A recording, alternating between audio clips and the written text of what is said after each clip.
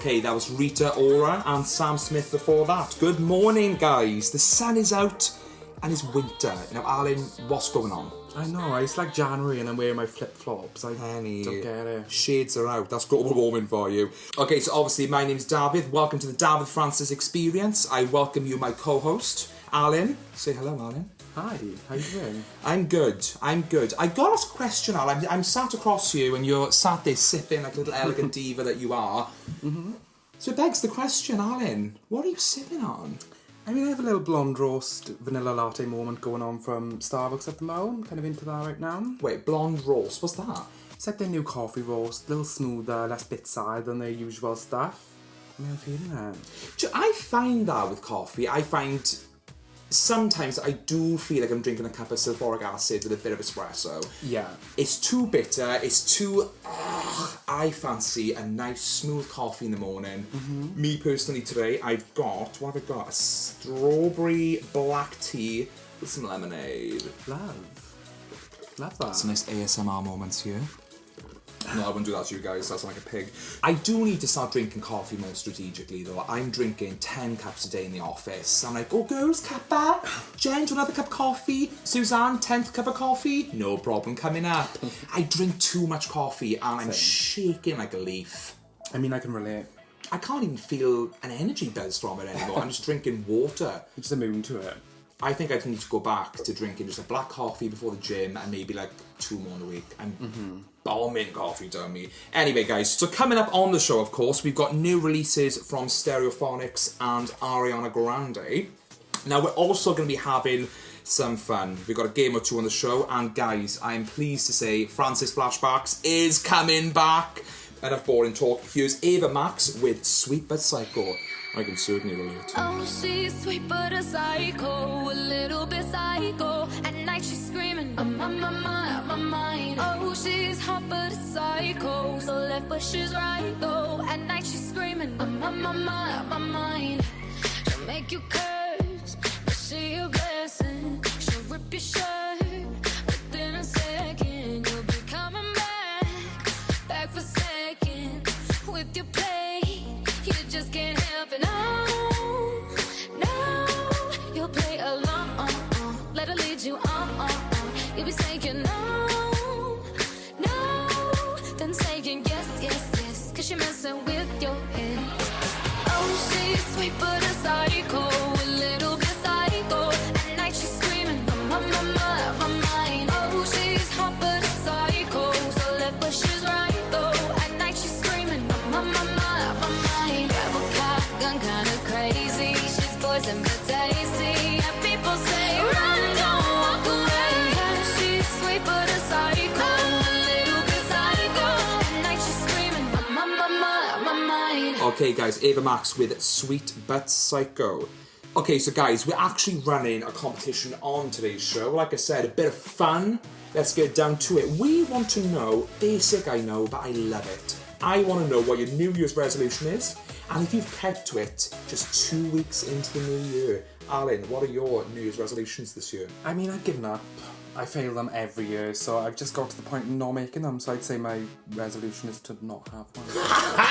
Do you find, though, that it sets pressure on the resolution? So if you think of quitting smoking, you just constantly think about it, it makes you more stressed, and before you know it, 20 Benson.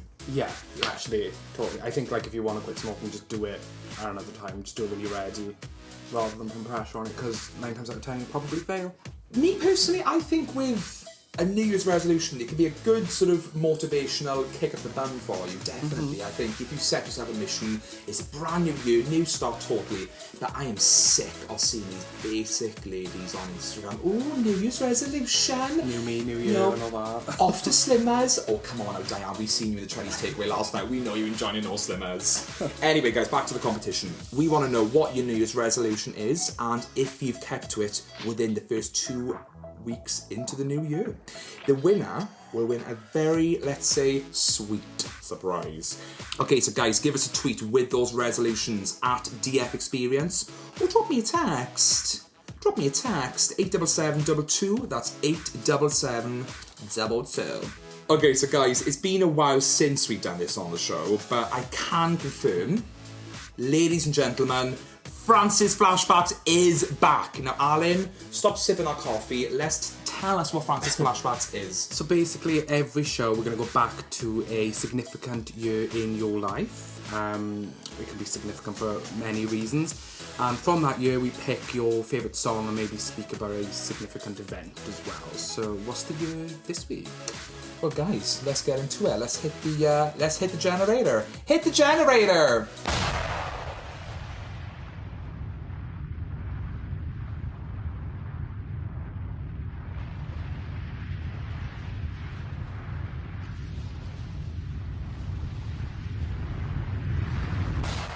2005. Right, okay. This is a sentimental year for me. It's typical David, so bear with me. 2005, I just joined comprehensive school, the big school. I was really excited to go to comprehensive actually, but 6'2", curly, fat, extremely feminine. I'm sure, you know, as you can imagine, I had a great time in school. So one of the things that really cheered me up in school was the 2005 album Confessions on a Dance Floor by Madonna. Yes, guys, I'm gay is compulsory. I have to like Madonna. Now, this album to me was just exactly what I needed in my life. It was fan music. It was Madonna. The years leading up until this album, she'd be getting a lot of slack anyway. And I think this was like a big, massive comeback album for her. Mm-hmm. Have you listened much to the album? I mean, no, not really. You're sat there in my radio studio telling me that you haven't listened to a Madonna album. I mean... How are we friends? I like the later stuff, you know. Yeah. This was a huge album for me. I love Madonna. I think I love everything she's done, from the crazy stuff back in the 90s to, you know, her recent tours. I love her. So today's Francis Flashback 2005 is Hang Up by Madonna.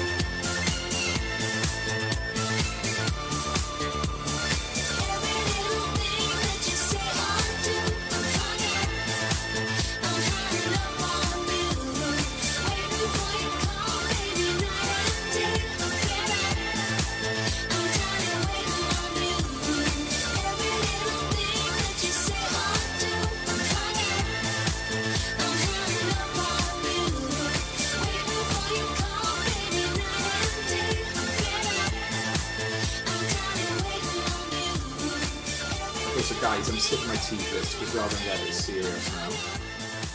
I've been reading the papers, obviously, being on Daily Mail. There's a lot of buzz and a lot of talk about whether marijuana should be legalised in the UK. Now, I'm sure there's going to be a hybrid of opinions between us both, so let's get straight into it. Guys, again, throughout this discussion, feel free to give us your thoughts. Give us a text, 87722, or again, tweet us at DF Experience. Obviously in the UK, marijuana isn't legal. In many of the countries, in the Netherlands, certain states in the US, it is legalised, regulated and managed, and I want to know personally what your thoughts on it. You don't smoke cigarettes, let alone, you know, anything else. So what are your thoughts on something like marijuana being decriminalised in the UK? I am actually for it being decriminalised. What? Yeah, and this is someone who does not even smoke a cigarette or even take paracetamol. I know, but there's reasons for it, and I think, and this is for recreational use and medicinal use. Absolutely. I just think if it's kind of regulated and it's legal, it makes everything a bit safer. Like, obviously, I read an article that Dutch prisons are actually closing because the country is so safe. I'm not saying... Seriously? Yeah. And I'm not saying, like, weed being legal is the main reason for that, but the relaxed drug laws obviously have something to do with the lower crime rate. And yeah, they actually have to close prisons because there's just no kind of demand. That is... It's crazy. Insane. I don't think many people in the UK actually understand Yeah. what it's like out here. I think one of the biggest fears is... Well, one of the cons of legalising marijuana would be sending out the wrong message. I mean, So many people argue that legalising drugs would actually, suggest to the public that they are safe to take. Flying in the face of evidence showing that even cannabis can damage people's mental and physical health.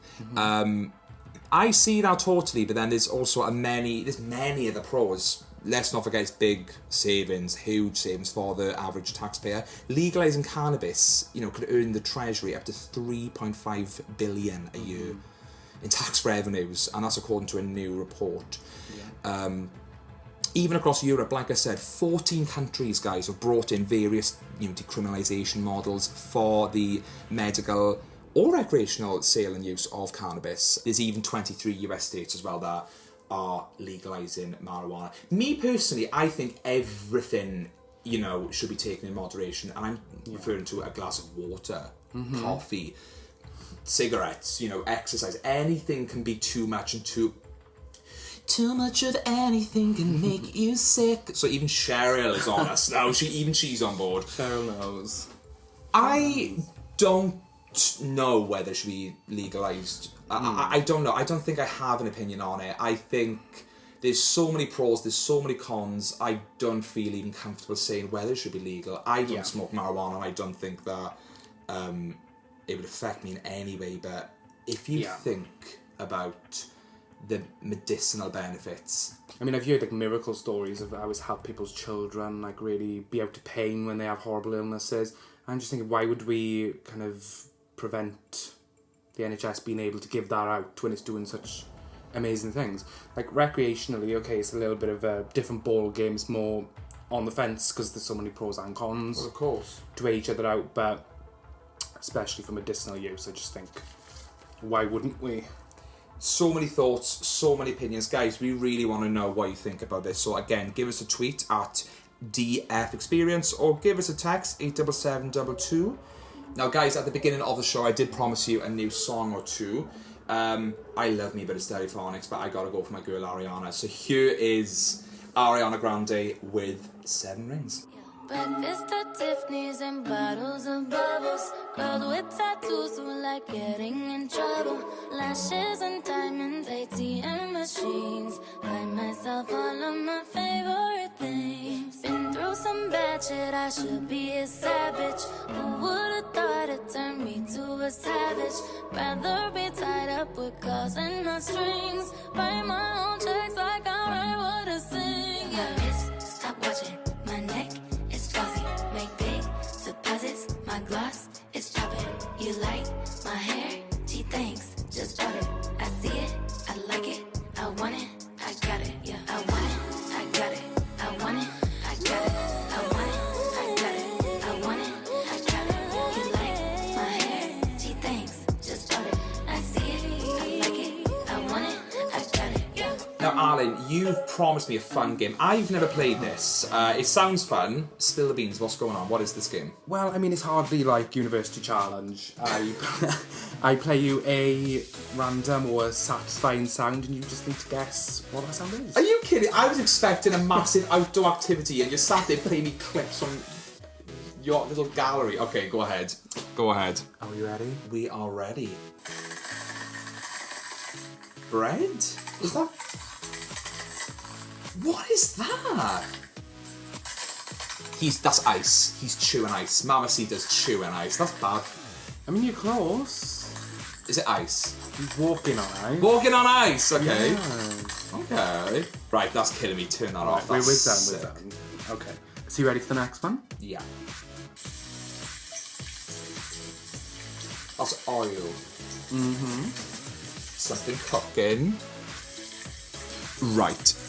Don't you tell me, Alan, that you came to my radio show playing me a noise of bacon playing. Let's not forget, I'm a vegetarian of 10 years. How dare you? How dare I? Guys, that was Guess My Sound. We'll probably do this again another week if Alan doesn't come with another better game. Now, coming up, guys, some Stereophonics, and I'll be back with some more juicy gossip. This is the David Francis Experience, 87722, or tweet us at DF Experience.